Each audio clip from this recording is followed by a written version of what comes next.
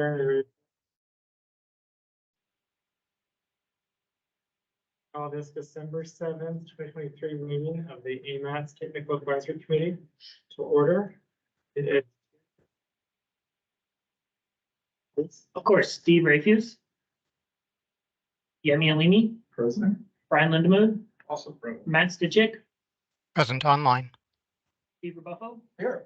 Luke Boland, Here. Ben White, Present. Brad Boyd, here. Melinda Kohlhaas, Here. Jamie Acton, and Craig Lyon. Here. Okay, we have quorum. Okay, would you also please do the public involvement announcement? Of course, AMATS committee meetings are open to the public and the public is provided an opportunity to comment. Business items are first presented by staff or consultants, and then the committee is given the opportunity to ask questions. After the committee asks their questions on the business item, the public is invited to formally comment. Each participant will have 3 minutes to speak on their topic. A couple of housekeeping items. If you're joining us virtually and you're not a member of the committee, please turn off your camera when you're not speaking on an item. If you're joining us by phone, to mute and unmute the microphone, press *6. Mhm. Okay, so did you want to do anything else or were you moving to the next? Yeah, slide? I do need a quick minute before we begin too much. I just wanted to kind of follow up on a couple of things, everyone. So at the policy committee, there was some discussion about the chair's ability to interact with motions and voting and things like that. And at the time, we said that no, the chair cannot vote or make motions. Small committees, so committees of 12 people or less, have exceptions to the chair rule, and the chair is allowed to vote and make motions.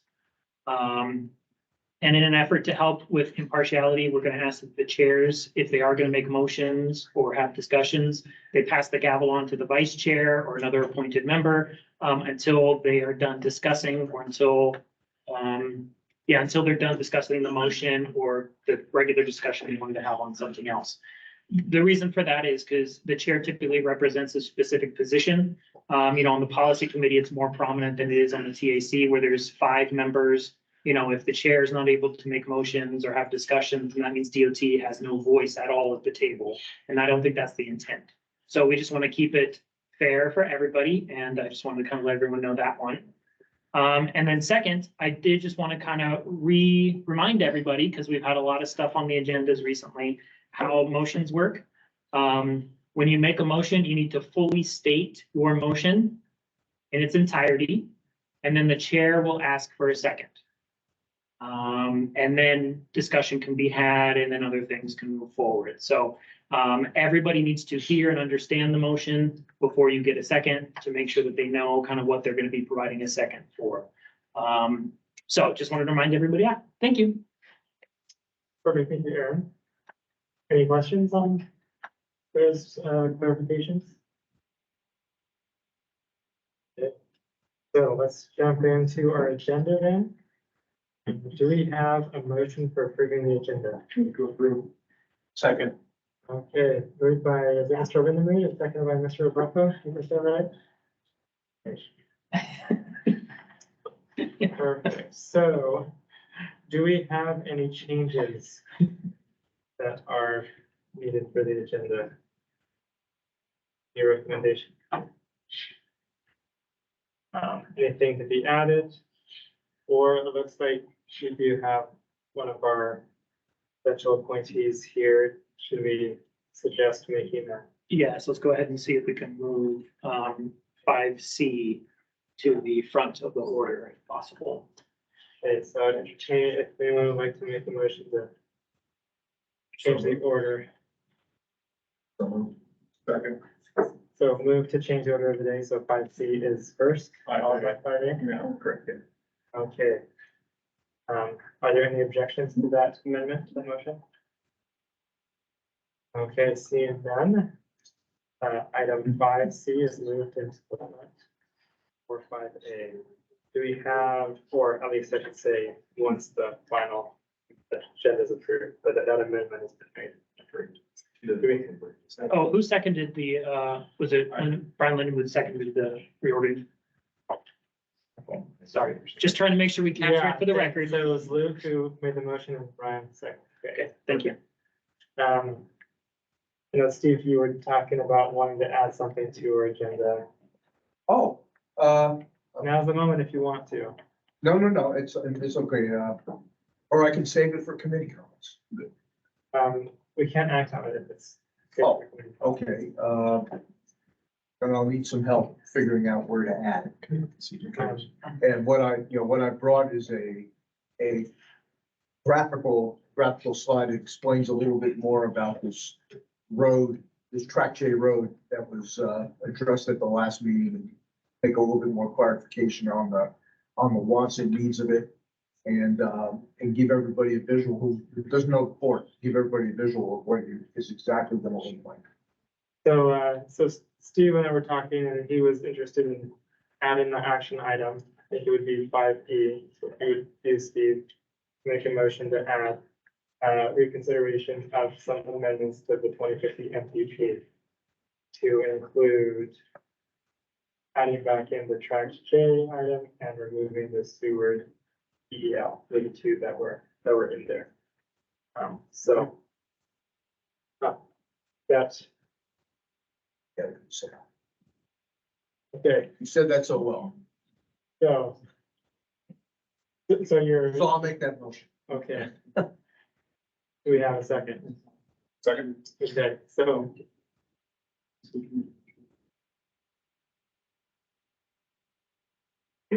Let's wait for our admin. So we have a motion in a second to add in some action item 5E to consider amendments to the 2050. Recommending amendments in 2050 MTP for the policy committee to consider. Well, so I guess the action I guess it doesn't need to be the entirety of what it is. It just needs to be amendments 2050 MTP. What you want it called on the agenda. And who motioned and who seconded? Steve motioned and Luke seconded. Thank you. So, so then the item is 2050 MTP amendments. Does that sound like what it is that the item is? I have 2050 MTP amendment, reconsideration of Tract J and removal of Seward highway.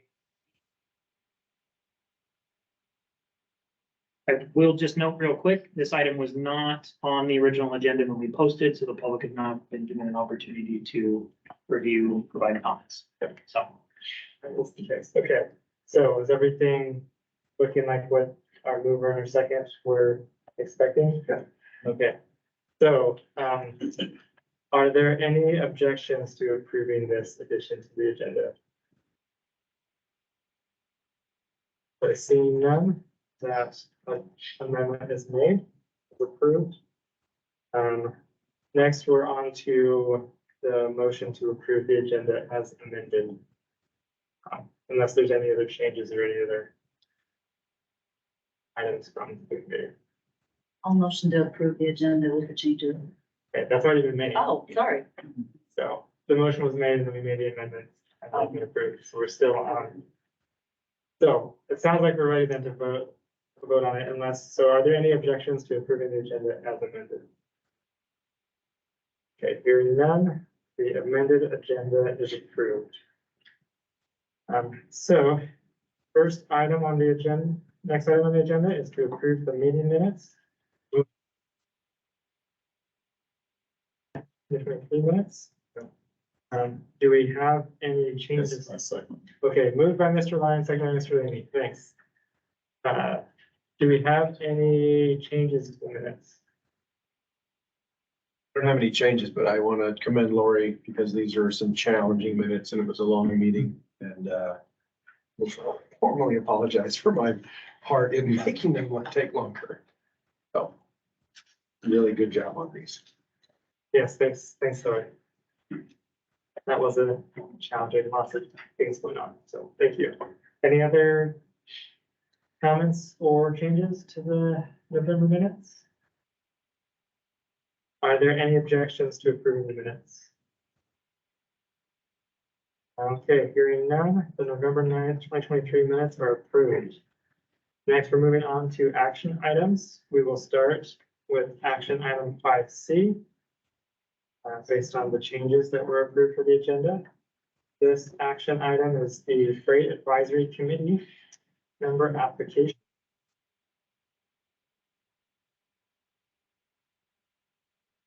John? Thank you. Good afternoon, everyone. John Cecil, Freight Mobility Coordinator for AMATS. And so I work with the Freight Advisory Committee. Steve serves on that group as well. And so we submitted a memorandum to you about filling a vacancy, which is the JBER seat. Robert Sherrill is retiring, and so we have a new member who is here today, and that is Lieutenant Colonel Laura Shawley. Yes. Okay, good. Thank you. And so her background is incorporated into the staff memo for you.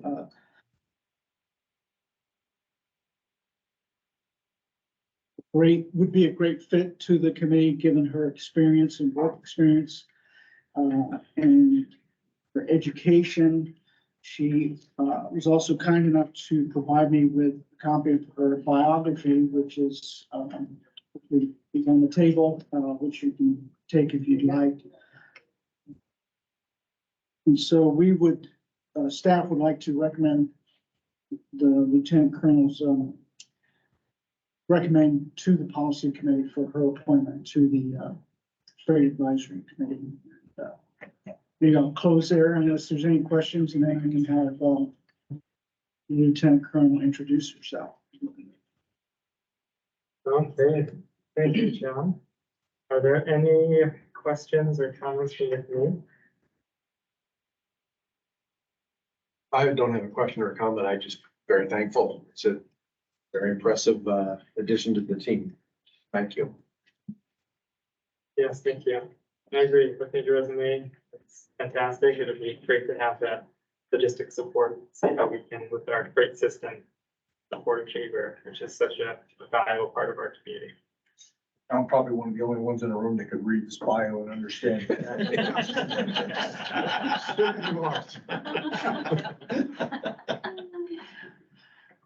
Well said. Okay, so are there any questions or comments from the committee?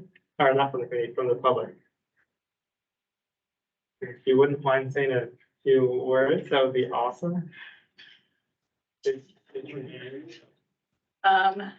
So I could dumb down my bio. Logistics Readiness Officer. I'm in year 19 in the Air Force. I'm looking forward to my future here in Alaska. So this is going to be my last job in the Air Force. Alaska Command is phenomenal, and it covers not only what the Northern Command for the Air Force, or really the joint United States Air Force components, but we're also looking at what the different commanders in the Pacific as well as Europe.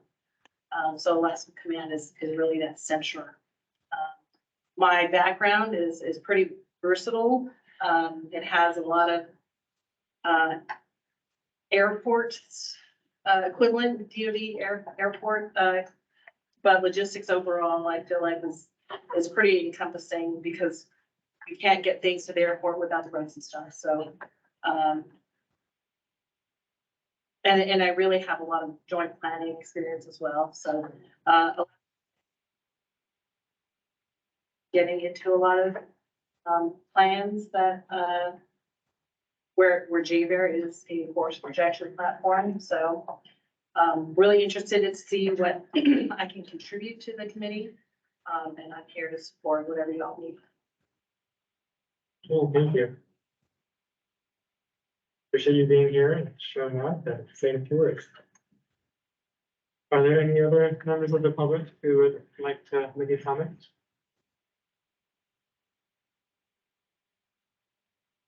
Jamie Dennis Jones. Okay. For the record, show that Jamie Acker has joined at 2:47.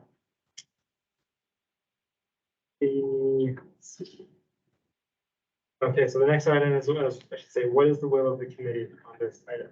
Move to approve. Second. Okay, moved by Mr. Lindenbooth, second by Mr. Rebuffo. Are there any? Sorry, real quick, did you give an opportunity for the public to comment on it? Yes. Okay, sorry, I'm That's totally pulled in fine. multiple directions. I didn't hear. Thank you. That's okay. No problem. Thanks for checking. Are there any objections to approving the motion? Okay, hearing none, the motion is approved. So what we just did was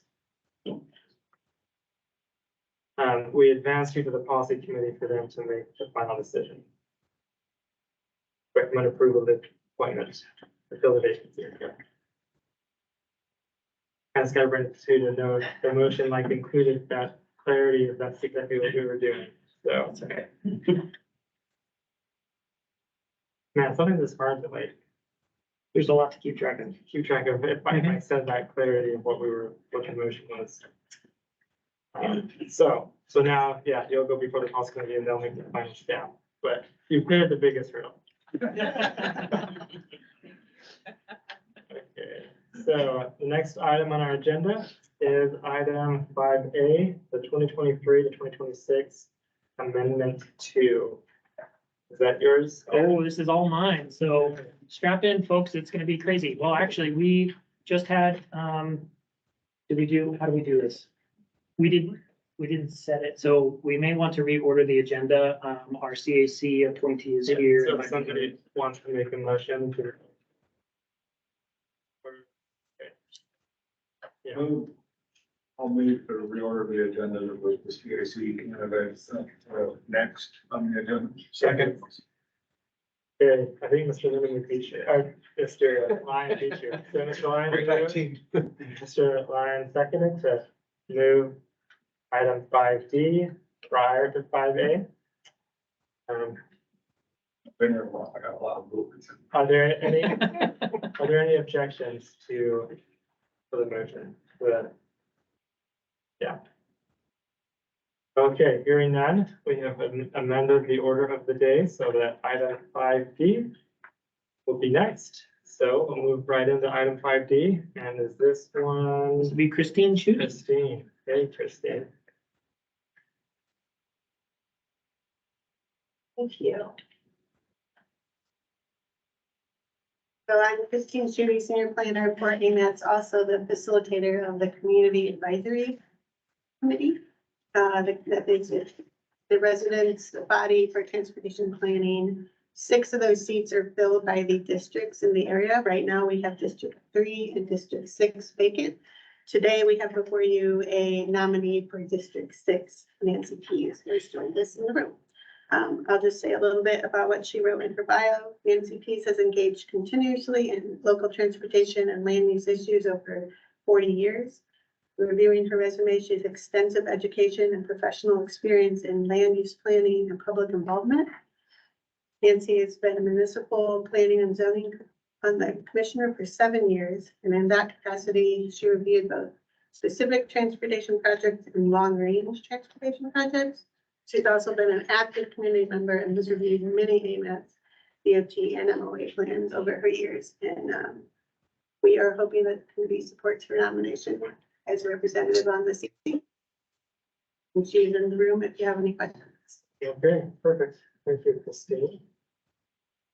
Are there any questions or comments from the committee? Okay. Are there any questions or comments from the public? This would be a great time, Nancy, if you'd like to say a few words. We'd love to hear from you. I would be honored to engage with the AMAS in a more formal process. I've certainly been citizen, spokesperson, or advocate.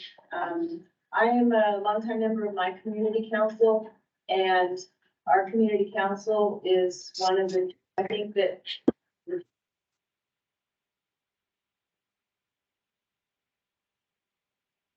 to do the same. Land use is a sort of a basis of community council issues and transportation is integral to that. And I think further engagement at this level, with this body would really be benefit the community. Thank you. Nice, thank you, Nancy. Thank you for coming. Appreciate you being here and saying a few words. Anyone else, any other public members who would like to comment on this item? Okay, no one in the room. Let's see anyone online. What is the will of the committee on this item? Move to approve. Second. Okay, moved by Mr. Lyons, second by Mr. Lindenmuth. Are there any objections to approving the motion? Okay, and just to be clear, the motion is to recommend for approval to the policy committee. So any objections to that motion? Okay, so hearing none, that motion is approved. So thank you, Nancy, for your willingness. It is great.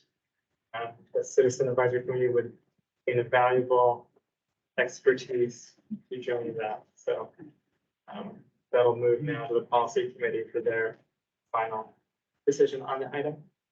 So thank you. Okay, now we are moving on to item 5A, which we were about to start. So Aaron, take it away. Yes, as I was about to say, bear with me, there is a lot here, and we'll try and get through it as quick as possible. So before you is tip amendment number 2. So we're moving right along with our tip admin mods and amendments. Admin mod number 2 was approved by the policy committee in October. So amendment 2 is based on admin mod 2. That makes sense. Amendment 2 is based on admin mod 2. Make sure I'm clear on that. So background. So we have updated almost every single table in the tip, except for table 6, which is the pavement project list. And at some point, we'll probably be updating that in the near future. So no table is safe from me. A couple of general things I'm going to talk about. So first is we've updated every project in the tip document to show match as a separate line item. Project cost totals are still shown. So the reason we're doing this is because it was part of our certification review, and we got that as a corrective action. So we're hoping to help address that and show FHWA that we're taking kind of immediate steps to meet all of our corrective actions. Next is we are removing all projects on the tip with no funding shown in the fiscal years of 23 through 26. This is not because staff does not like the projects. It is because it is in response to another corrective action that we received during our certification review in 2023. And I'll talk about those projects when we get to them. And then updated the roadway and non-motorized table names to reflect the updated AMAPS policies and procedures number 3. So roadway is no longer roadway, it is complete streets. Non-motorized is active transportation. Okay, table 1 summary. So we did a lot on table 1. We updated acronyms, updated the table names as appropriate. There's one thing on this memo that I did not add that I will add for the policy committee. We have also updated our allocation amounts based on the draft STIP. So these are very draft numbers because I don't think DOT has even received the FY24 funding amounts from FHWA. So what I did is I took the amounts in there and then applied the 90% obligation limit. Just go with it, it's fine. And so we're working on kind of reduced numbers than we've had in the past.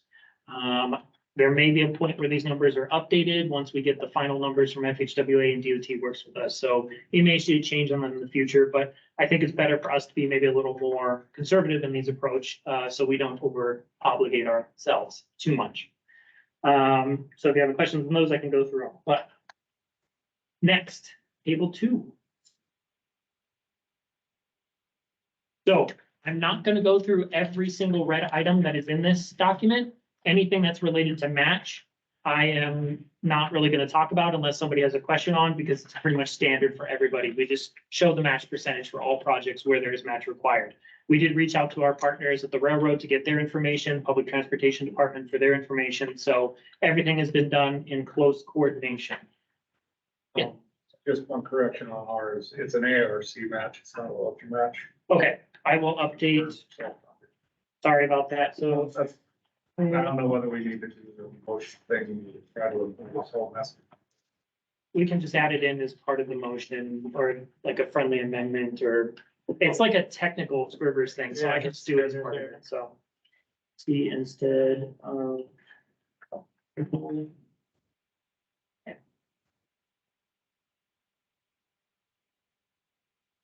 Okay, so, table number 2, we'll just go through highlights, Fireweed Lane rehabilitation, we've moved the funding in FY '24 to FY '25, 200,000 in design, and then 3 million in right away for '26. This is updated to meet the project schedule. Project is still moving forward, and there's no change to the overall cost of this project at this time. Spinard Road rehabilitation, so this is reduce the carry forward amount by 5 million and move that amount to party 0006 East 4th Avenue signal and lighting upgrades in FY '24, and increase the STVG amount by 5 million. Total project cost has not changed. Part of what the public has asked for is kind of more information on why we're doing the things we're doing. So I'm kind of letting you see everything that we would normally just move on. What this is just a funding code change. You know, we had some money that was part of carry forward, which is, you know, funding that we have remaining from previous years that was not obligated, that was using to help pay for Spinard Road rehabilitation instead of having to AC from next year. So it's like old money that needs to be used up instead of borrowing against future money. Well, unfortunately, the 4th Avenue Signals and Lighting Upgrade Project has seen a pretty significant increase in cost. We can talk about that when I get to it. And so we had to find the money from somewhere. So we used some of the carry forward money, and then we had to free up some money in the STBG line for Spinard Road to offset that. And that came from the pavement replacement program, which I do outline and we will talk about later. Dr. Martin Luther King Jr. Avenue Extension Project. This project was closed out. It was asked to be kept in the tip for a little bit until the closeout was finalized.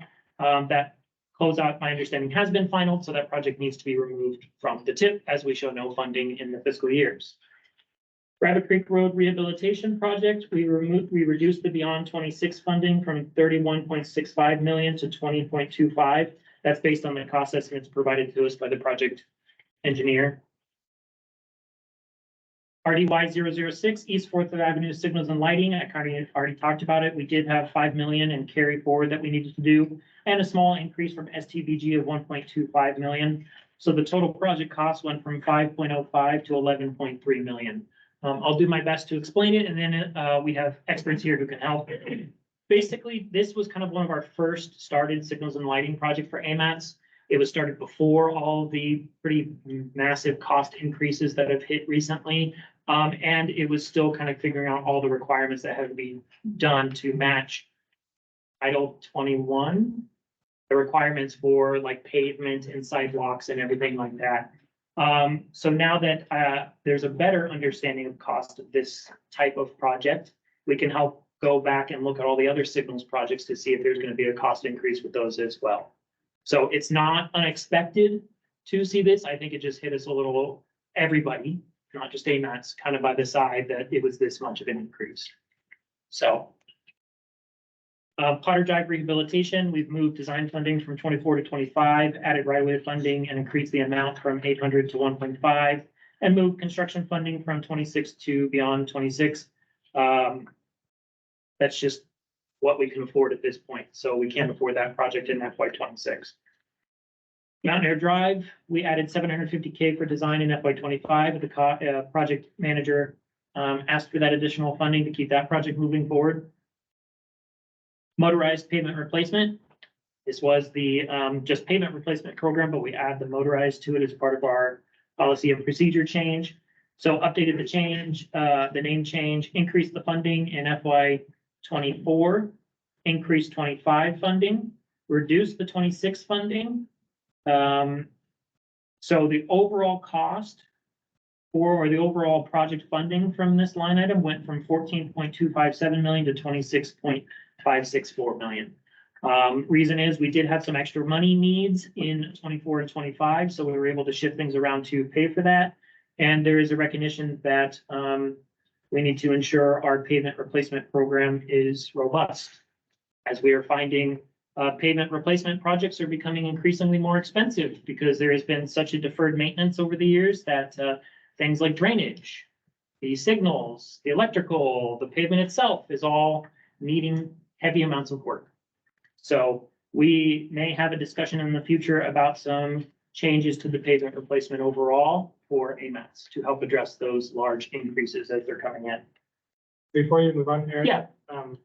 It looks like some of these were like the totals, Mhm. that they're not in a different color, even though, like, for example, the Revit or the East Fourth Avenue signal lighting upgrade. It shows, like in 2024, it's a yellow or orangish number, but then the total is not orange. On the table, yeah, Oh, in here no. or in here, because it is the 24 for East Fourth Avenue. Estimate total project cost of the annex. Oh, I I like the. don't really care about those. Okay. So I can go through and I'm change just those. wondering if the color was supposed to mean it changed, or not. I'm just curious. As I was looking through it, it just caught my eye and I, It's really the 23 through 26, but I can go through and adjust the total column as well to reflect those that have increased or changed. I think consistency is helpful. I mean, it's not like critical, it's not gonna make or break things, but some of them are orange and some aren't. So maybe wonder. Typically, those are for brand new projects where they're fully orange in the cost estimate. So that's a way that we help identify those. So I'll go through and just verify that.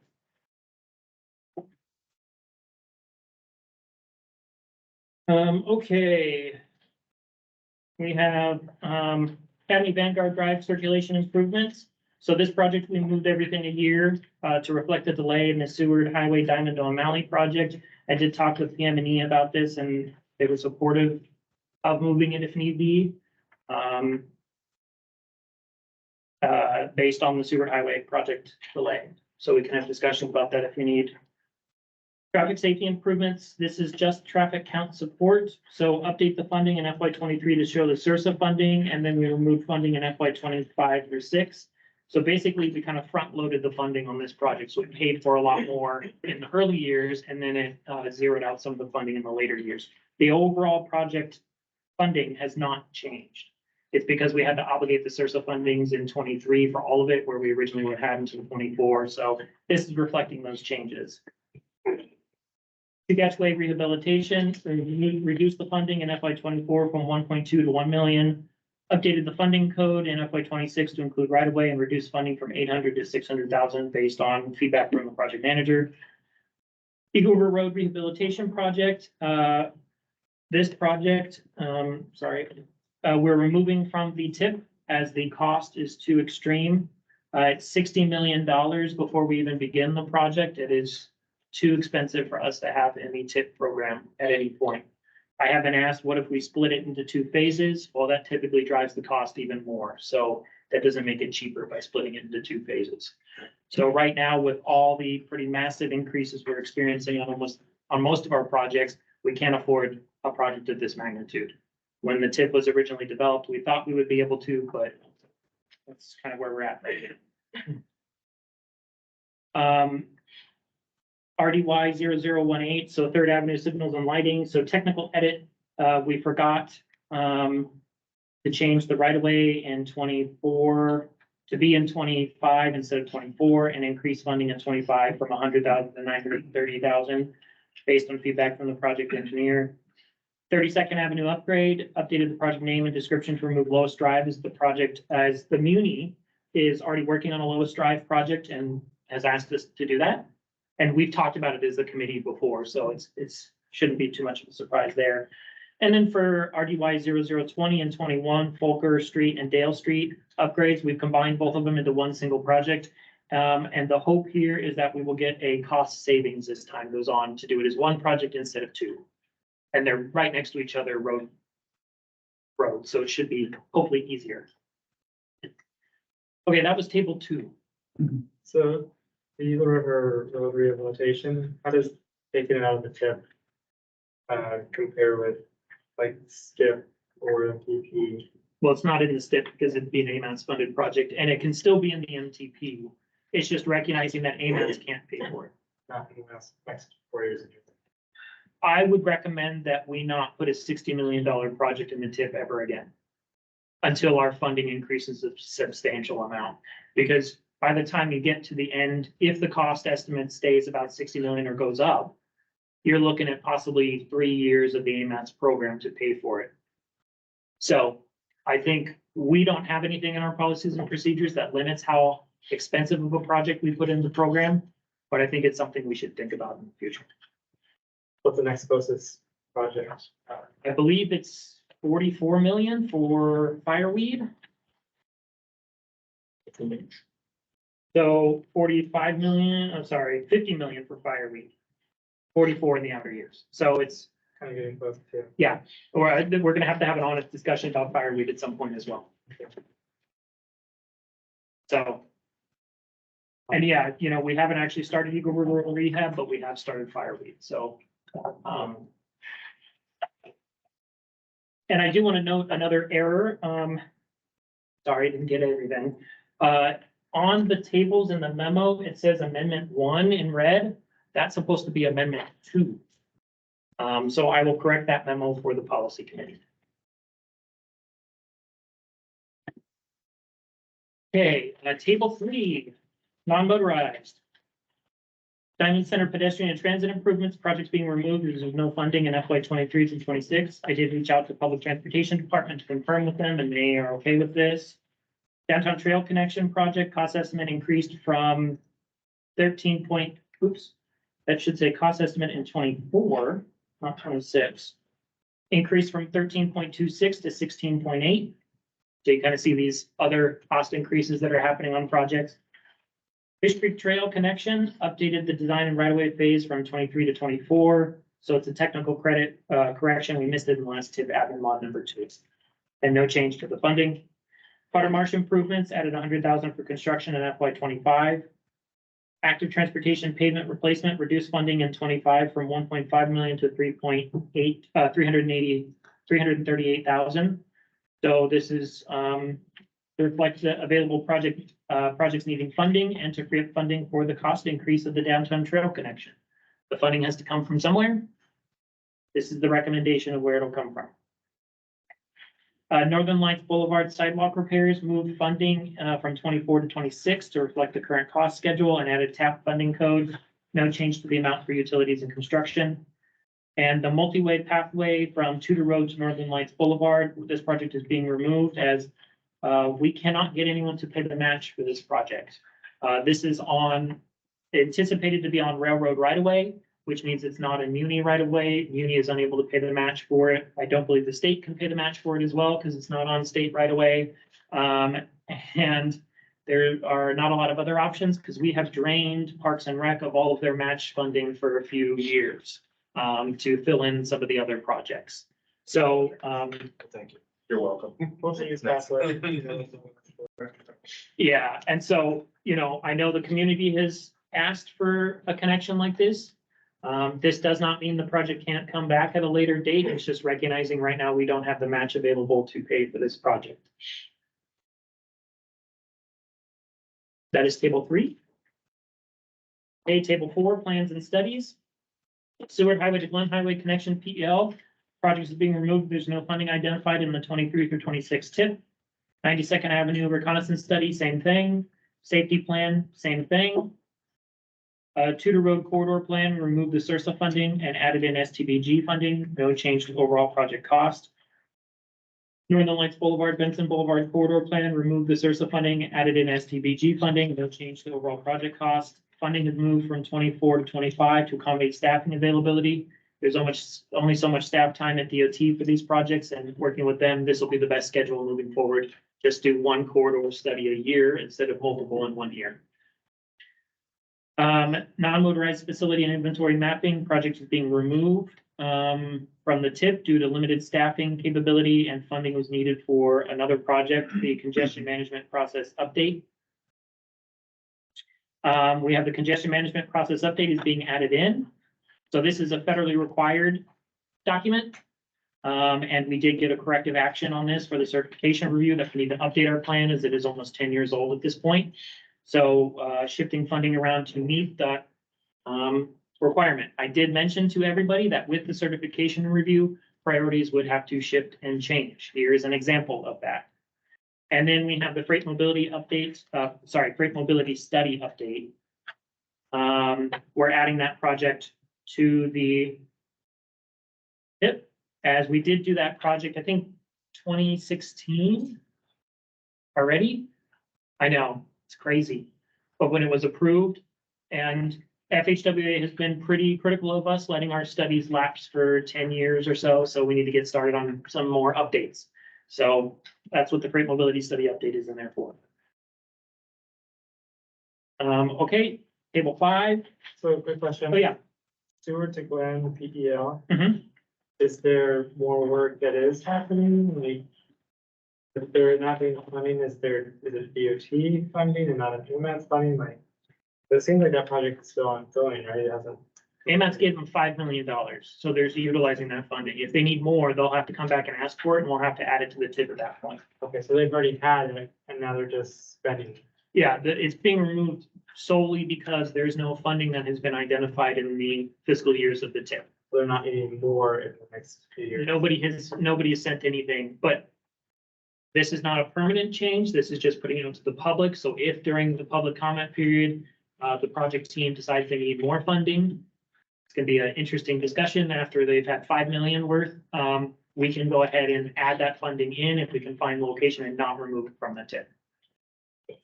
Mhm. Okay, table 5, congestion mitigation, air quality, rideshare transit marketing. So reducing the STBG funding, increasing the CMAQ funding, reduce STBG funding and increase the CMAQ funding, kind of get the picture for all of these, reduce the CRP funding. It's basically just what we had available at the time for funding codes, moving that around. No change to the project cost estimates per year or total for that project.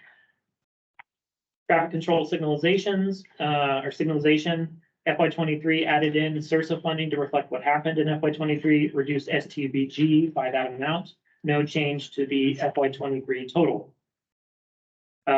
Muldoon Transit Hub mixed use development, we reduced the CRP amount to account for the slight reduction in the new STIP. So our CRP number went lower than the estimate we were given when we developed the TIP. And so we had to find room for it. So. Table 7. So there are a lot of updates in table 7 for HSIP. I don't really have a lot of information for you all. That's why there's not much in this document. I'm just sent an Excel saying, please update this for the tip. And so the changes you see in that table are here. Maybe somebody from DOT can help answer any questions. If there are any, if you can't, I can go ahead and pass them along to the HSIP person and get them to answer and provide them to you all.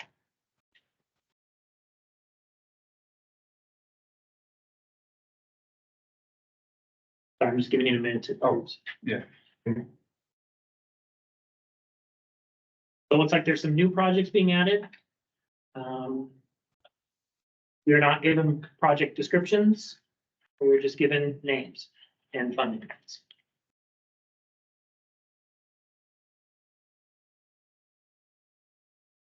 Which tables? Table 7. That is. Yeah, table 7 is the HSIP table. Oh, the HSIP. So these have already gone through the HSIP process, right? Yeah, anything that we put in the tip has already gone through the HS. My understanding is it's already gone through the scoring process. It's sometimes projects that have been underway for years, and we're just updating the funding amounts based on the needs and stuff like that. So it's not so much our allocation, it's more, we would say yes or no if we wanted or did. That's correct, yes. Okay, table 8, NHS. Sorry, all I know it's a lot, but I'm trying to keep us moving. First project, Seward Highway, Dowling Road to interchange rehabilitation project is being removed. This project was constructed and there's no anticipated additional funding needs identified in the STIP or have been given to AMATs to put in here, so it needs to be removed. Next project, Seward Highway, O'Malley Road to Diamond Boulevard reconstruction phase 2. The draft STIP, when it was put out, showed funding for this project in FY27 or beyond. That is outside of the fiscal years of the TIP, and it cannot remain in the TIP, so it is being removed. Don't worry, it can come back with an amendment later if there's a need. Seward Highway and Tudor Road interchange reconstruction, FY25 funding reduced from 1 million to 210,000 based on information provided by DOT. Glen Highway and Highland Road interchange preservation and operational improvements. Again, this is another project where the draft STIP showed funding outside of our fiscal year, so it is being removed. Walden Road pavement preservation to Bar to Glen. It's another project that's showing funding in FY 28 or beyond. Outside the fiscal years, it's being removed. Abbott Road pavement preservation. This project doesn't even appear in the STIP, so it's being removed.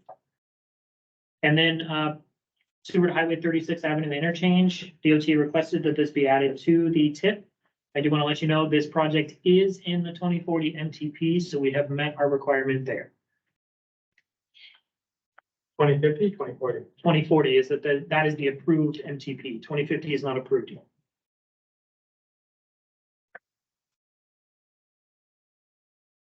Any questions on that table? Let's say, Luke, I think DOT has other funding for that Abbott Road pavement preservation. So this project was a state of good repair project Yes. that was nominated and we kicked that off. I can't remember exactly where it appeared in the draft STIP that was put out for public review or what may or may not be changing with that as the STIP is being further coordinated and finalized. So I know, Ben might have better information, but I think James Starzak has been working close with that staff on providing the latest and greatest information we have. But I was gonna agree that this should be removed because that sounds right. State of good repair funds, funding alone outside of AMAS. Well, state of good repair funding is still STIP funding. So that should be shown in here when the funding is expected. So this project does not appear in the draft STIP that was released for the public. I haven't seen if there's another version of the STIP. So from looking at the one that's available to the public, this project is not in there. So it cannot be in the TIP. Or it doesn't need to be in the TIP because if the state's not going to do it. I think that they are gonna do. They're gonna need funding now to do the work. What we're seeing, I guess, in the STIP is that it has been, so funding has been on in the near term. For this project.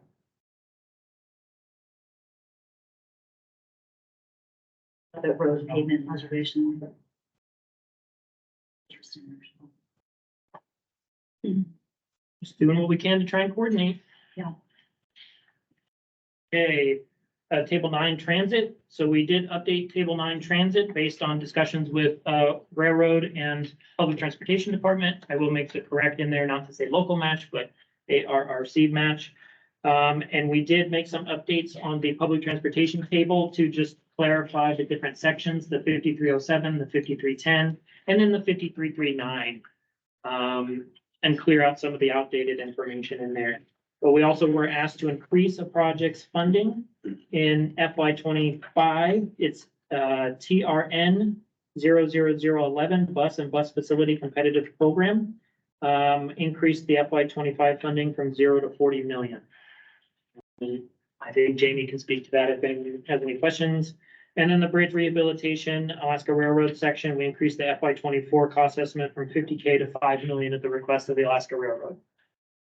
And just as a reminder, all the funding that you see on this table is FTA funding that goes to the Alaska Railroad or the Public Transportation Department. And AMATS's responsibility for this is just yes or no, whether you want it in the TIP, not to make the determination of where the funding goes. Yes. Don't tell me. Where?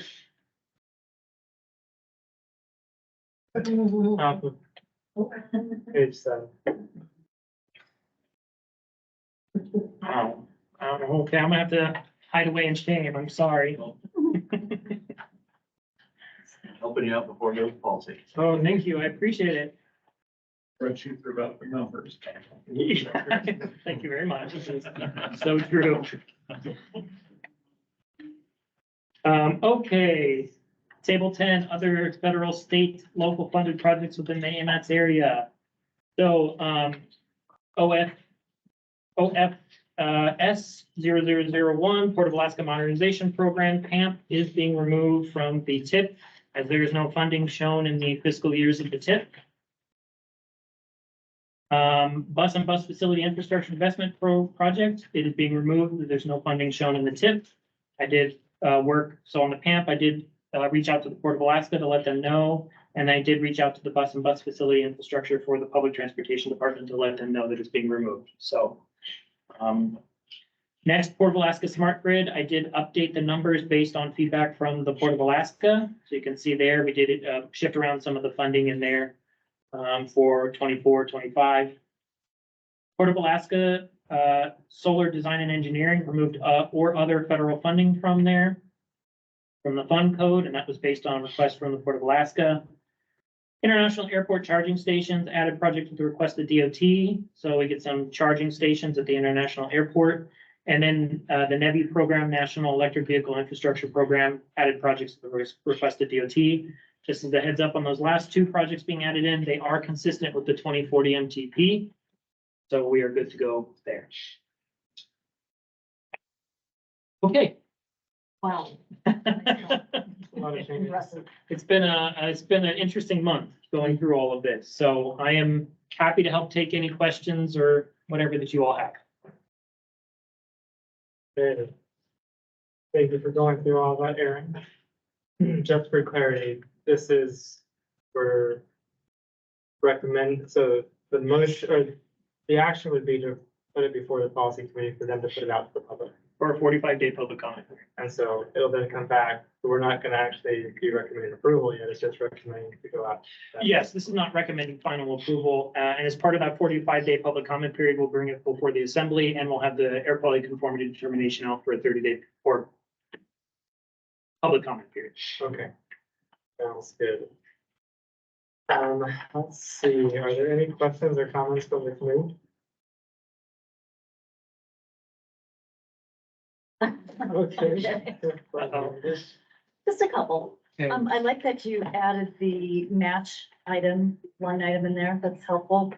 One thing that I know MOA and DOT have been identifying is whether we put a contingency on that match. So possibly this is without the contingency. That's just a question. Yeah, so typically we haven't in the past added contingency to our projects when we put them into the tip. That has come up a number of times, and we may have to start adding that to all of our planning estimates moving forward, making sure that we show that there's a contingency amount added to each of them. But for now. It It is without. without. Correct, first fashion. I guess just the question on this, the removal of the Seward Highway to Glen Pell, is that the one that's also the Midtown congestion, or is that a different project? No, it's a different project. Different, okay. Yeah, the Midtown congestion was Tudor to 20th, and Seward to Glen PEL is 20th to Airport Heights. Okay. Yes, Abbott, we'll talk because we have an MOU in place that defines responsibilities between MOA predicated on that project moving forward, so. That's all I had, I can think of. Thank you. Mr. Coy? I did have a question on the AMAT safety fund. Is that one that's in process? Is there funding already available for it? Yes, funding was obligated in 2022. Okay. So that project is underway and should be completed by February, March of next year. And there's sufficient funding previously for it, so it's okay to. Yes. Okay, any other questions or comments from the committee? Yeah, this is Matt online. I'm curious how the current tip is impacted by the changes recommended to the MTP by the policy committee. For example, like that Artillery Road project, is that expected to be programmed within the next 4 years?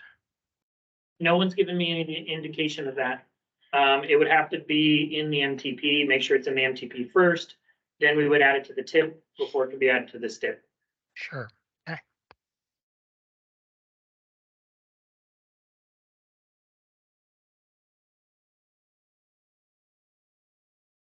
Okay, thanks, Matt. Any other questions from the committee?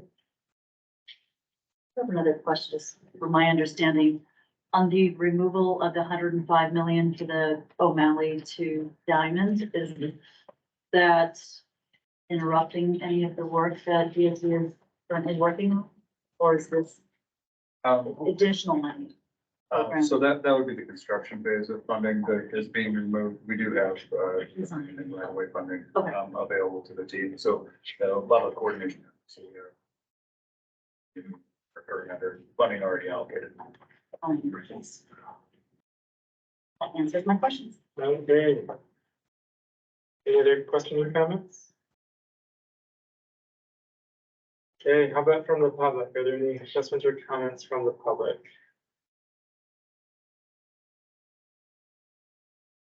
I don't see anybody online, anybody in the room? Okay. Now, what is the will of the committee? I move that we recommend the policy committee release 2023 through 26 tip amendment number 2 for a 45-day public comment period. Okay, that was an amazingly good motion. It's right in front of Perfect. super easy. It's like, right. Okay, moved by Mr. Lyon, second by Mr. Leamy. Are there any objections to the motion? Approved. Okay, if there are no objections, the motion is approved. I A lot of I even work. brought snacks. I thought it was gonna be a couple of hours, so. You know, this will be good to have a lot of public. Well, you still after we approve it, tell us about the sentence. Oh, yeah. We're on that point. That is my- Yes, I will be very excited for public comment on this amendment. Okay. That will be a little bit longer, maybe I have a thing. So we'll now jump on to item 5B, the Transportation System Management and Operations Draft Plan and Appendices. This will be Christine. Okay, take it away, Christine. Yeah. Again, Christine, planner for AMATS, and I was project manager for, the bulk of this plan. It's a TSMO plan, Transportation Systems and Management and Operations Plan, the first of its kind for the region, first for AMATS for sure. And I just, basically for people at home, I have a few slides, but for the committee, they can just listen to my comments. And then this plan, kind of TSMO basics, enhance safety and efficiency of what we already have to try to manage congestion without always increasing capacity. It tends to focus on non-recurring congestion, so weather events, just momentary disruption, special events, crashes. And then the solutions can be spot treatments, or crosswalk, pedestrian signal, or they can be multi-agency traffic coordination management centers. So there, a technical advisory group went into creating and guiding this plan, made up of state and municipal experts in the different facets of TSMO. The goals were directly aligned to our MTP, so anything that AMATS does needs to get to an implementation stage, it needs to go to the MTP and the TIP. So the goals were looking at strategies for TSMO, they align with what we're looking at our current MTP and the one that is about to be approved.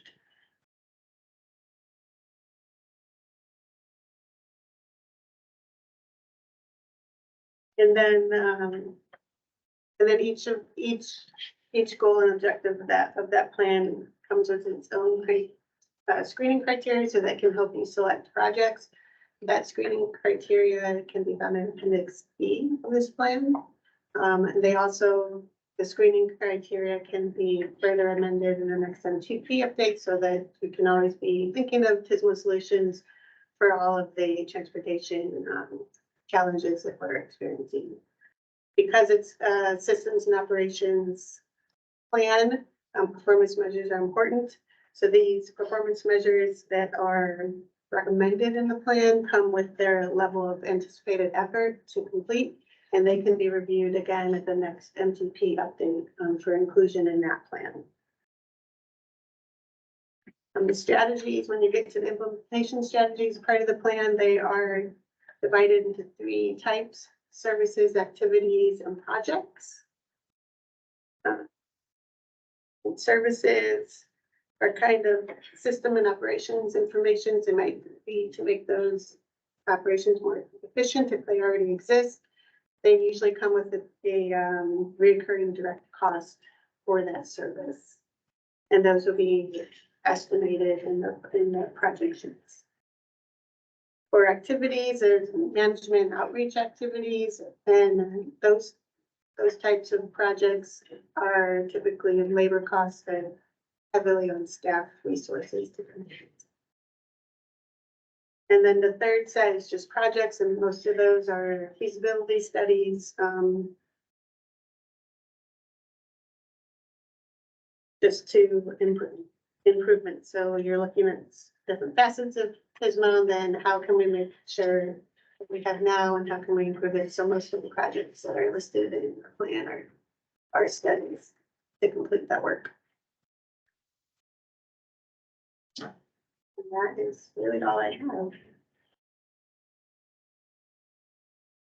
Any questions? So. Okay, thank you, Justine. Do we have any questions or comments from the committee?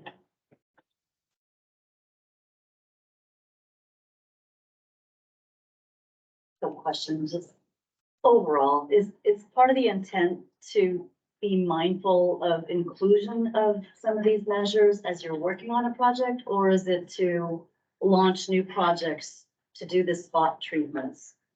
I'm I think, trying to understand how it fits into, like, in a nutshell. sure. Yeah, I think it originally came from an FHWA request for us to connect ITS, Intelligent Transportation Systems, with our congestion management process. So these are just another tool in the toolbox. So when we're picking projects at that stage, you could look, is there a TSMO solution before you expand capacity to deal with congestion? And so I think that is why I came up down the bench to do the plan, just so it's another tool that we can look at each time we update the MVP to recommend solutions. share on a PM&E project that we're working on, and I think it was maybe Brad's idea on Lake Otis. Instead of just putting back exactly the pavement lanes that we have existing, we were able to incorporate some non-motorized facilities within the pavement rehabilitation project. So it provided additional benefits versus just doing a project. So it kind of reminded me of some of the goals. Thinking what else could be done while we're doing a project. Thought I'd share that. Thanks, Linda. Yeah, so thank you, Christine. Are there any other questions or comments on this item? Are there any questions or comments from the public?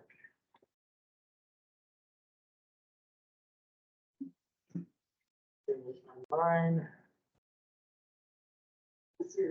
Don't see any in the audience. What is the will of the committee? Yeah, I'm not recommending to the policy committee approval of this month plan. Second. Okay, you go, Mr. Lee, second by Mr. Lyon. Do we have any objections to approving the motion? Okay, hearing none, the motion is approved. Thank you on that one. Next on our agenda, we have item, okay, that gets through our action items. Oh wait, now we've got one more action item, the one that we added. That is right. Item 5D. And so that one, I don't think has, do you want to take, I sent, I forwarded what Steve had sent me on it. I think you might haven't had it come through. Not come through. Okay, do you see it, Aaron, at all? No, I don't see it. It might be too big to send via the Muni system. It was one PowerPoint slide. So it was over 20 megabytes. Yeah, we can't get anything over, I think, 15. No kidding. Well, how do we want to address this? You know, Pass maybe, around my piece of paper. maybe what's the easiest thing to do is, you can explain your thoughts, kind of what you were looking at. I apologize for not taking care of this before the meeting. But I'll do the best, I can, and maybe it'll work. You know, part of why I sent the graphic in ahead of time was for folks who have either never been to the port or had been to the port and had no idea what they were looking at with respect to the geography.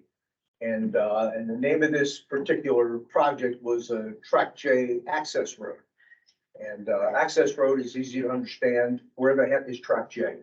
Is what makes is what's made this so interesting. And Tract J is a parcel of land, 46 acres. Well, it was 46, it's 38 now, because the assembly took 8 away from us to, for the Government Hill community to have a dog park. So it's now about 38 acres. It's on the south side of the port. It abuts the Government Hill community and, J Bear. There are 3 things that keep the port director up at night. One of them is the fact that the condition of the facility is horrible.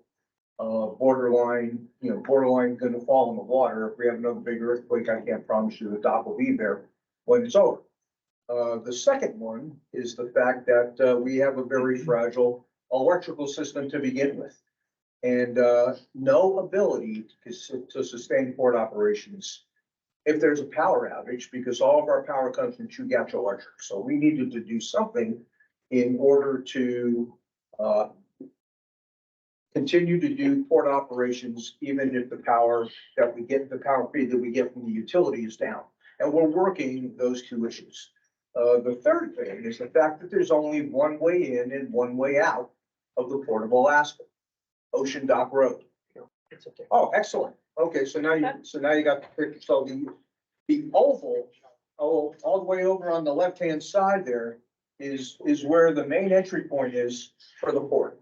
And that's Ocean Dock Road. It comes onto the port off the AC Couplet Bridge and off the flats down around the railroad. Everything feeds in there. All the container traffic, all the deliveries that are made to the port go in and out of that one place because it's water and J Bear to the west. It's J Bear to the north and the east. And it's the Government Hill Community and the Alaska Railroad to the south. So another way in or out on some other piece of real estate is kind of hard to do. So when we received this Tract J property and a land transfer from the DOD to the port, one of the first things we started thinking about was it's a good place to put another road to be able to get in and out of the port. And that's what that pretty blue-green line is that goes through Tract J and exits out into the area of Erickson Street in Government Hill. At the last meeting, I did a very poor job of explaining what the point of that road was. So I think the impression that I unfortunately left with everybody was that that road was going to save the day for the port when that Ocean Dock Road rail realignment project happened. And that was going to take 2 years long. And we have no other way in and out of the port because that road was going to be shut for 2 years. This was the road that was going to save the day. What I should have said was, for example, when that Ocean Dock Road rail realignment project happens, one of the possible ways of rerouting some of the traffic might be on that road. But the intent of the road, from the port's perspective, has always been so that there is an alternate emergency ingress and egress route to the road should something happen to Ocean Dock Road. There's another way of doing it now that's paved. That's that yellow line there, that goes into the oval and then comes up the hill to Government Hill. That's called Bluff Road. That's what we have today. And absent anything else unusual happening, that Bluff Road would be the way we get in and out of the port. Our concern is, though, there's 3.1 million barrels of petroleum storage down there in the port. Something could go wrong in that area there that would prevent both Ocean Dock Road and Bluff Road from being an ingress or egress route to the port. And then we have nothing except our good friends at J Bear and the kindness of their hearts to open up what is a dirt road now that connects the port to the base for emergency egress from the port for everybody who happens to be trapped inside there should something awful happen on the petroleum side of the business. But there is no way we're going to get all day, every day, for any extended period of time, access through the base for all the commercial traffic and all the people that work at the port. So we need something realistic and something practical that we can manage and control ourselves. And that is the point of that road. Now, I've had conversations with my friends at the railroad who are also stakeholders in this Ocean Dock Road and Rail Realignment Project. And I think just up to now, only a feasibility study has really been done. Yeah, and I've also talked to the Alaska Trucking Association. And on all our parts, there is absolutely no interest in creating a situation where for 2 years, uninterrupted, commercial traffic was gonna go up and down the hill through Government Hill to get onto and off the port. That's a totally impractical solution. There are other optional ways of getting around things down on the flats. And there's also conversations we haven't had yet with DOT about the necessity of leaving at least some access to the port on Ocean Dock Road while all of this construction is going on. But those are conversations for another day. But what I wanted to do was take a couple of minutes to say what the actual intent of that road has always been is for emergency ingress and egress in situations where the actual way we get in and out of the port is blocked. And it's only meant to be for temporary use. It was never meant to be a solution for any long extended period of time. And then when we're done with it, we shut the gate and hopefully we get access through Ocean Dock Road back. And I think the policy committee was concerned about creating a situation where there would be 2 years of uninterrupted commercial traffic going through Government Hill on some very skinny roads. That sort of soured the impression of what this project was all about. So I'm hoping we get an opportunity for a do-over on it. Yeah. That's why I'm talking. And that's why I'm presenting this today. I'm happy to answer any questions. Yeah, part of this is the policy committee did not act one way or the other. They just didn't actually approve it or comment on it. So I don't think we know what the policy committee was Okay, thinking. fair enough. So I think what we were considering as we talked about this was this motion plus the Seward Highway PEL that was redundant. Doesn't need to be in the, what the TAC last time had recommended the policy committee was that it didn't need to be in the MTP. And that was one that also did not get any action. So, so this, there's an opportunity on that one too. Do you want to speak to that, that piece? Still on the sewer to Glen Bell. So that was in the previously approved version of the STIP. In the draft version that has been on there. The Seward Highway 98-118 project is looking at that area as they're going through the environmental process on that. So that's a redundant effort before we're Highway 98 project. So no issues with removing the Seward Highway. Okay, so any questions on either of those two from the committee? Or Steve or Billy?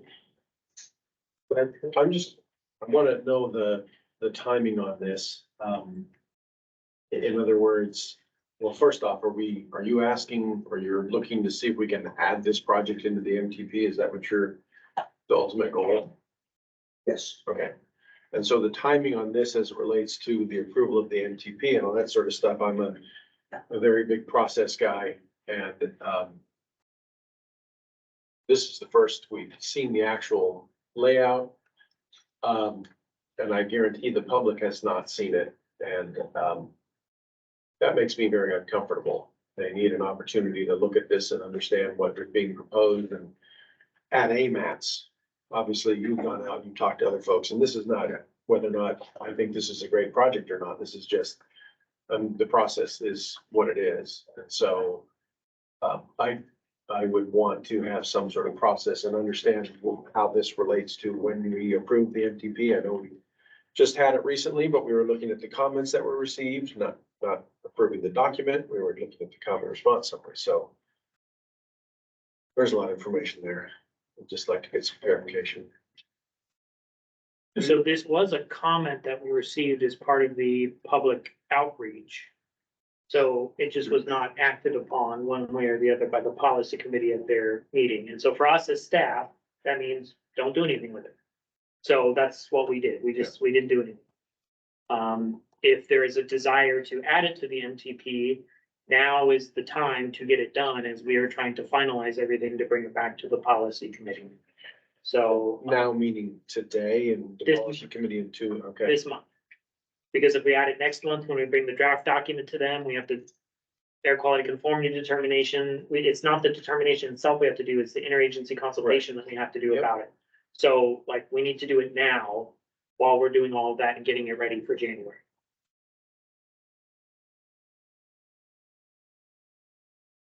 I've got a question. I see there's an existing like, gravel road there. Yeah. Some aerial photo, This is dirt.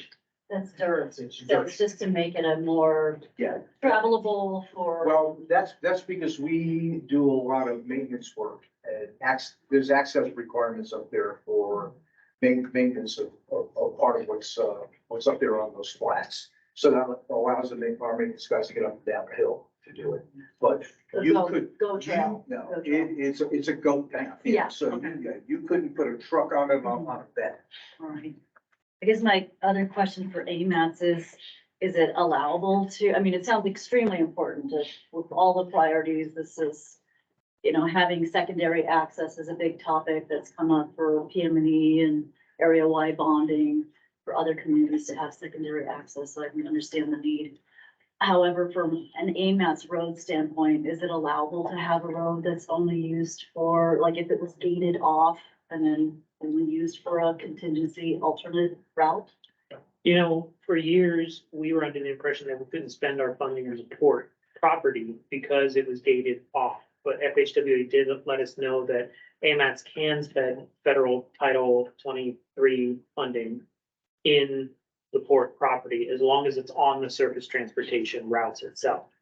AMATs funding would not be going to this Tract J project, is my Oh, gotcha. understanding. Okay, It's other, I don't actually know the funding source, but if it is federal, it needs to be in the MTP and the TIP. okay, that helps.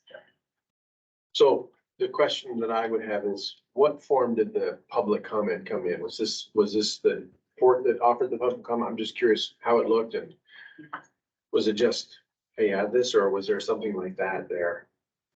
It's just a request to add the project, given that it was on STIP, the draft STIP. Okay, I will say that's not unusual. no, We typically don't get pictures of projects when people nominate them, so I don't want you to think it's making an exception for it. It's pretty common to just get it like that. yeah, I have a little experience. in Yeah. it, so, And this is kind of new territory for us. Yeah.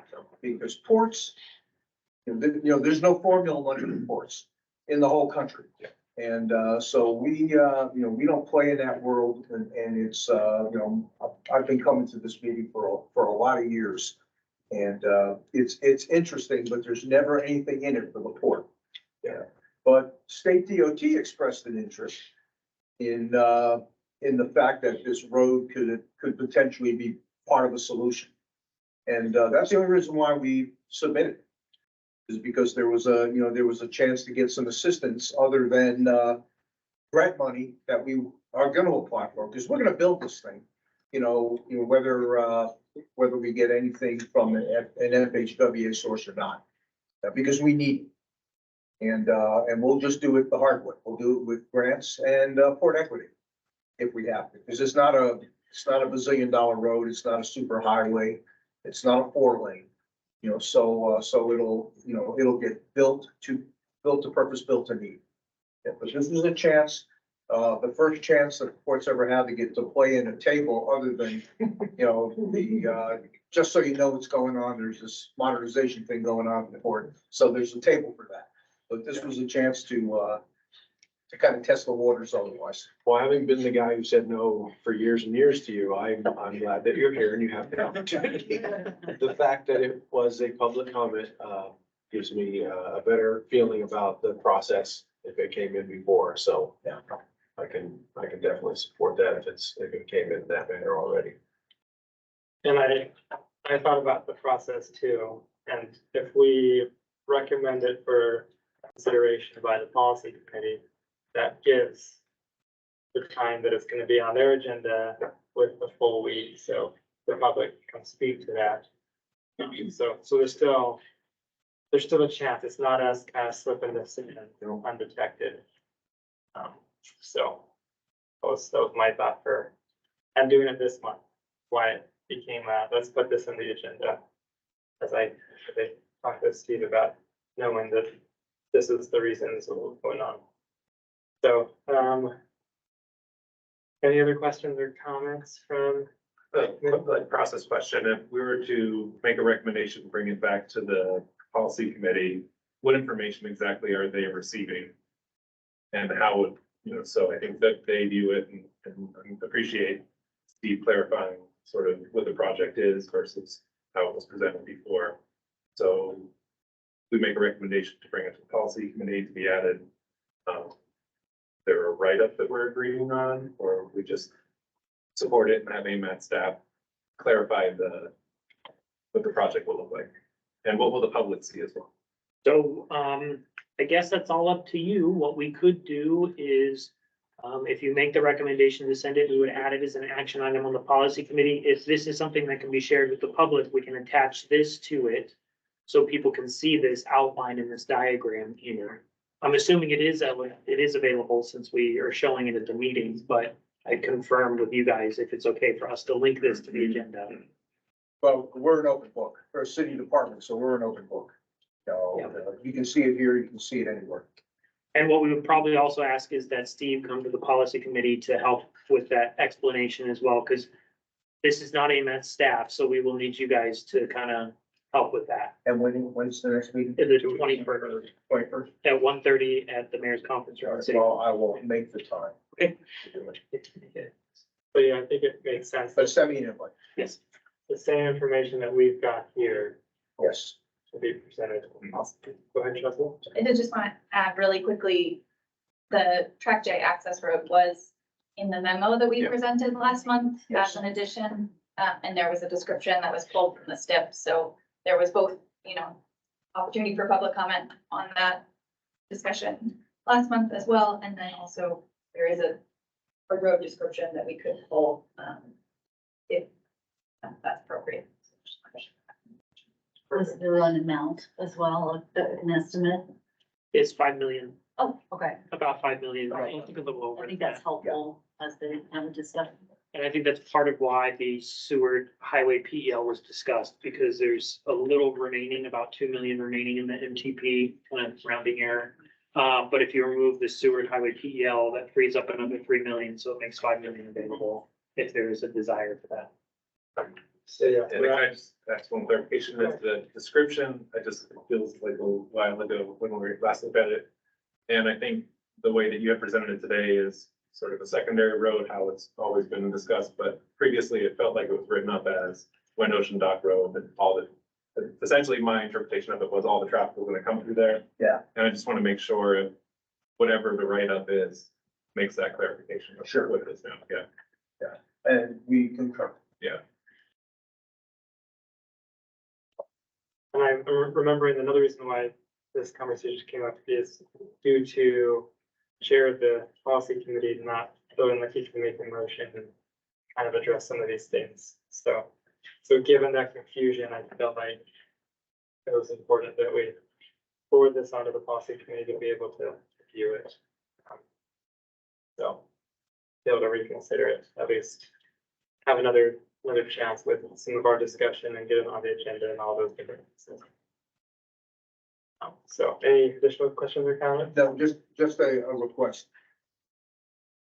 What I'd like to do, if we've got the time and it's okay, is just work on cleaning this up a little bit.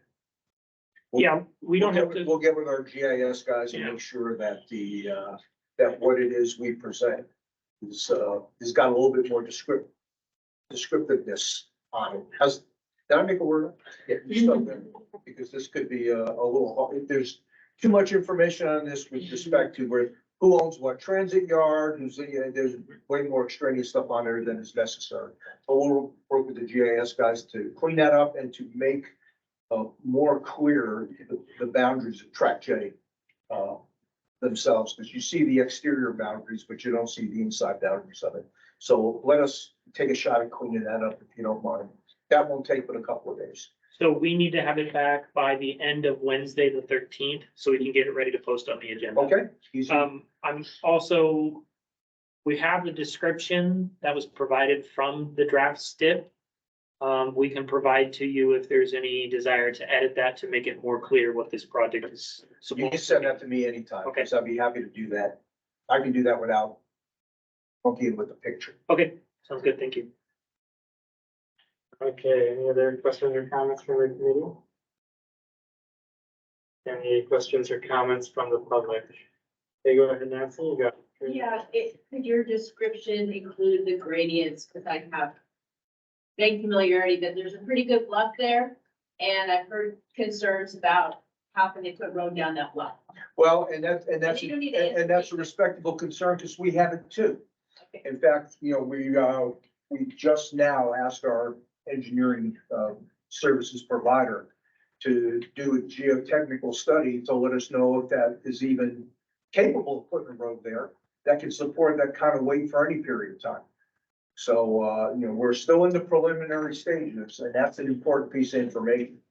So it's, you know, geotechnical data comes back and it says it's way too sloppy to use for any kind of a commercial traffic road load, at any frequency, then this won't happen.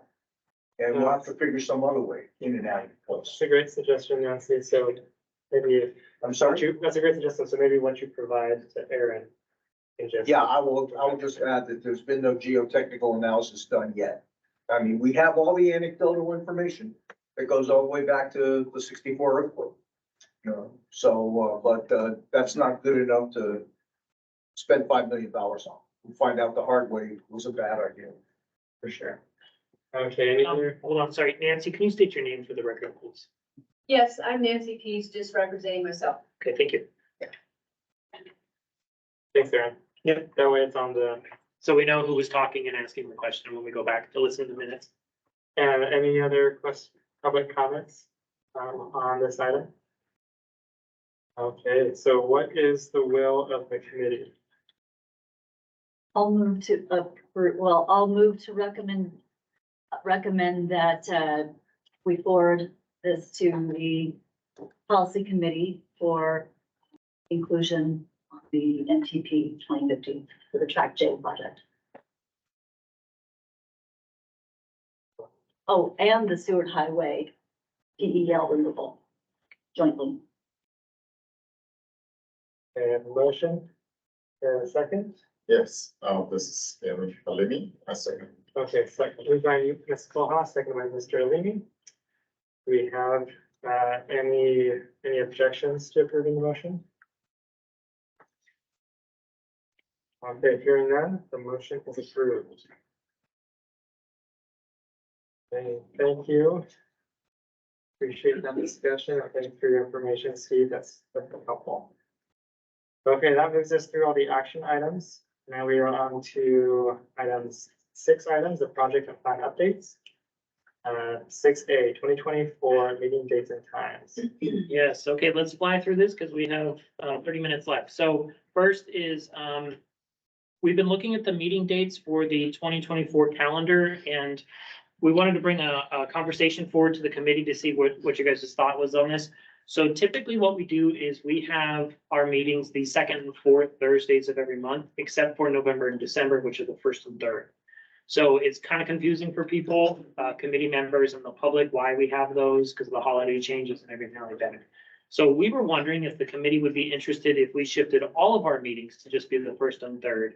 So that way we technically don't have to adjust our meetings, you know, at the last 2 months of the year, because it's a pain for the public to follow along. It's a pain for the committees to follow along, and staff has issues when it comes to those last few months, because basically the PC meeting is done and then we have the TAC meeting in November. And so, kind of know what your guys' thought on that was. And then also possibly shifting the start time for both committees. As you can see right now, our committee starts at 2:30 and we run up to 4:30 on a pretty regular basis. And so it gets us all kind of staying late. So we were wondering what you all thought about maybe shifting the meetings from 12:30 to 2:30 instead of our 2:30 to 4:30 start time. Do 12:30 to 2:30. I have to go back to the office. Agreed. I'm enjoying the fact I'm halfway home. Sitting there. Yeah, the challenge that many of the municipal folks, directors have is that the pre-agenda meeting before the assembly is usually at 3:30-ish on those Thursdays. And so that will make it challenging. If you move it to 12:30 to 2:30, that would help. That was kind of our thought. Possible, yes. Otherwise, there's always something on the municipal agenda related to the planning department. Always. So, No objection. the I like to keep my check. policy committee meeting is at 1:30. Mhm. That So would move back to 12:30 as well. that would move to 12:30 as well. Because then what it does is it keeps our TAC and PC same date, same time. So there's not confusion, because we've had people come to the meetings, be like, does this start at 1:30? No, it's 2:30. And it's just, it's confusing for everybody. So we're trying to help make it easier for everyone. Oh, it's the same place. If you guys are willing to drive down to the mayor's conference room and see if we can fit all 11 of you. Well, boy, that's not a struggle for me. I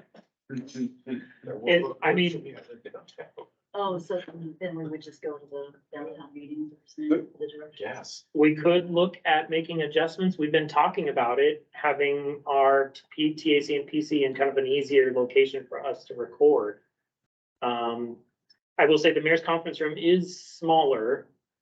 But we could make it work if you all want for us to explore that and provide a recommendation to you. We'll have to kind of move pretty quick on this just because the 24 meetings are going to start here soon and we need to get the invites and agendas out. So I guess let me ask, do you guys have a problem with moving it to the first and third Thursdays of the month? Okay, so that's good. Not if it's moved up in time. If you keep it the same time, that does not work for me. Okay, so you guys okay with the time shift? Okay, so, and time shift. I'm more okay with it if we do it downtown. Yeah, way more. Yeah, we've held the TAC meetings down there before. So, So there's enough room. okay, so maybe what we can do is go ahead and look at just utilizing the mayor's conference room for both committees. And see if we can get that. We'll have to check the agenda to make sure it's available. So it's tentative right now. We'll let you all know. But we just wanted to get your reaction to be like, no, don't change it, or yeah, we're okay with it. So, And I will offer, we can occasionally host. okay. Aaron, why are you not proposing 1 to 3 instead of 12:30 to 2:30? Because we need the, like, Buffer. 2 hours of time. But it's Because, just 2 hours. It's just. 1 to 3, it kind of puts us so close to the, The pre-agenda will start at 3. yeah. You know, we want a good amount of time with it, because if we do run over, then it runs us right into the pre-agenda, and then they all get a little prickly when we take long. Well, in the policy committee meeting that right now is the municipal manager who runs the pre-agenda meetings. So that won't, back to back won't work well for him, I know. Yeah, we need a good buffer between the meetings. So I know last time you just pushed the pre-agenda meeting back a half hour. So, so not thinking about the pre-agenda, which, Mhm. you know, could change with some flexibility. But thinking about us, is having it over the lunch, half the lunch hour, is that better for us, better for the public, like worse for us? Is there any issue with kind of 12:30 time? We don't have an issue with it as staff. So you guys have an issue with it being at 12:30? I don't prefer it, but, you know, just to get something that works for everybody, I will try it out. Yeah. And maybe it's better for the public because it is over lunchtime Yeah, and that they're could easier to be be able to better. attend. I don't know who would want to spend their lunchtime attending, but it is an option to maybe hopefully make it a little easier. Plus, it is pretty easy to get down to downtown.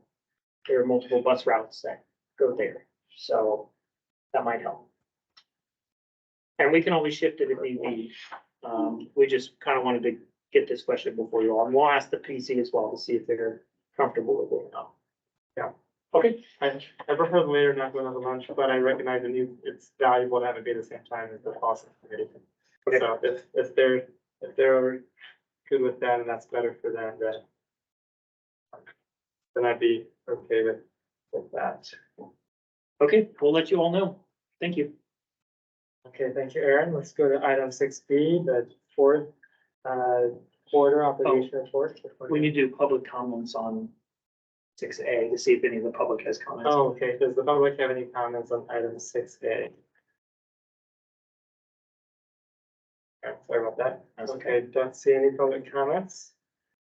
So, and this is not an action item, so we're not making any motions. It's more just for review. Okay, let's go to item 6B, 2023 fourth quarter obligation report.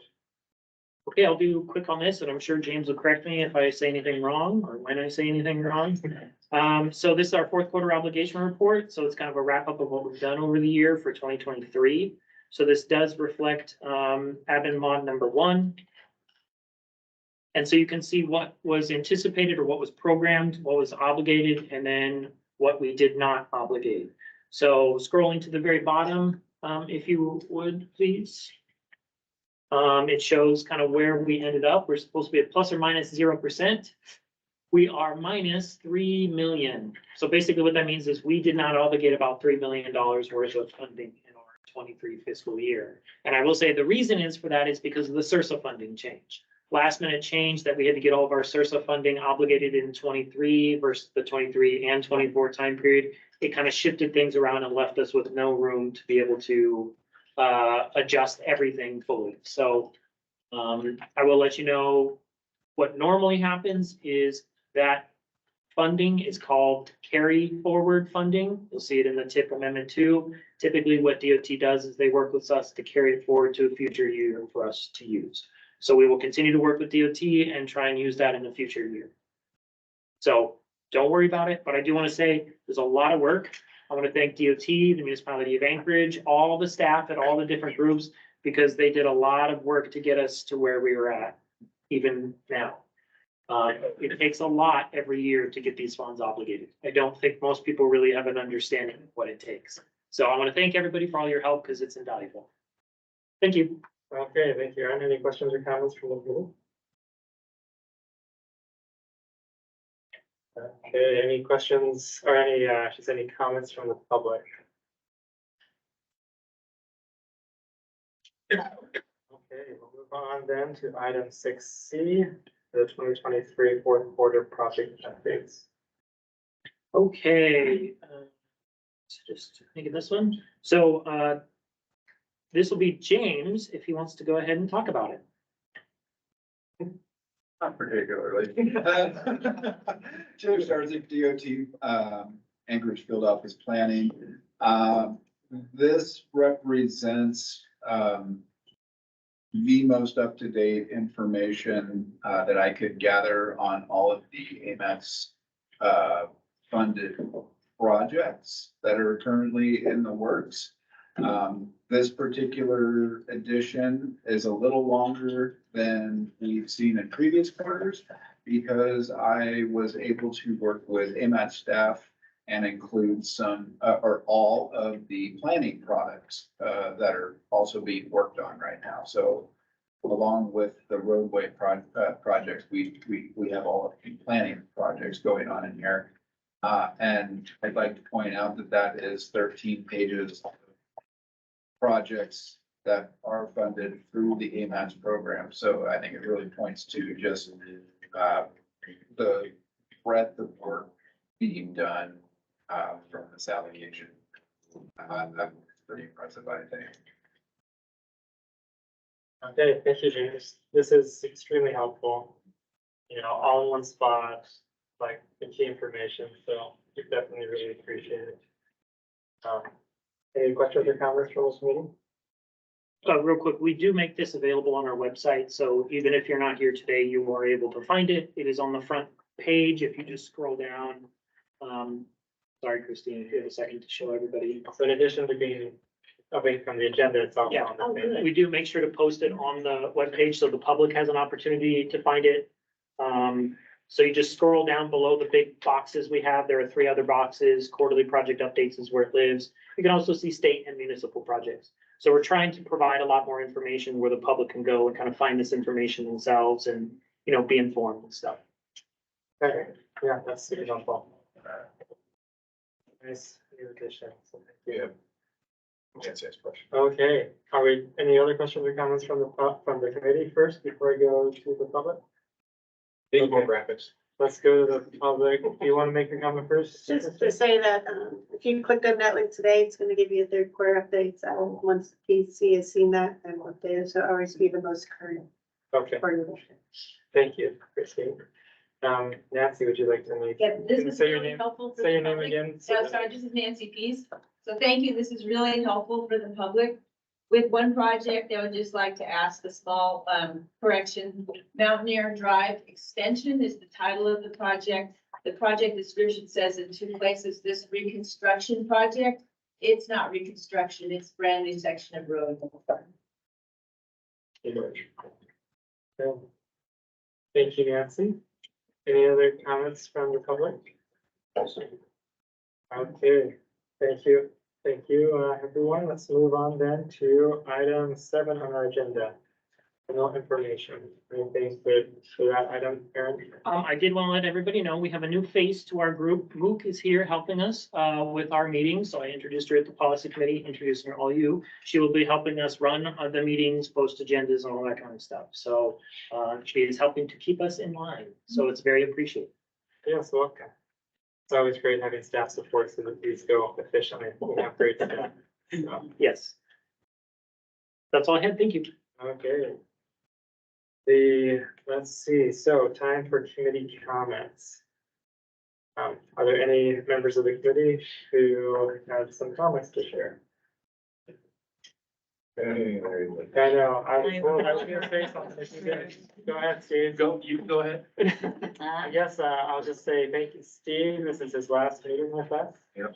He, will be leaving municipality. I was very sad to hear it when his director let us know.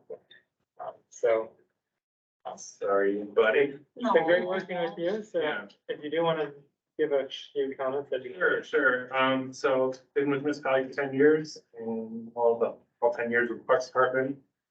And actually really hard to leave.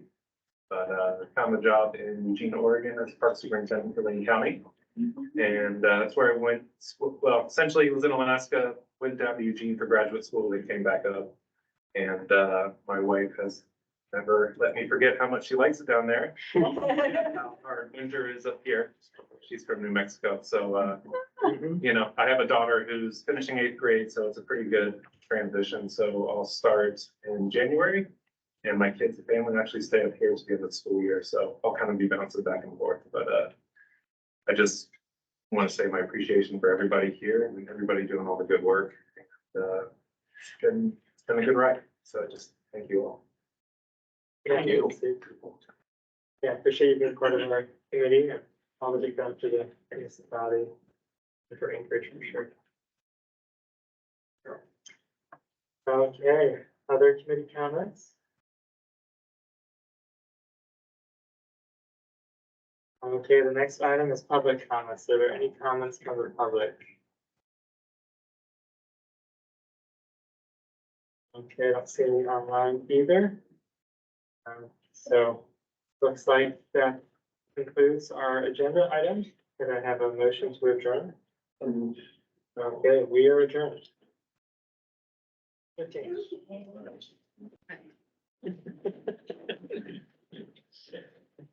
Hey.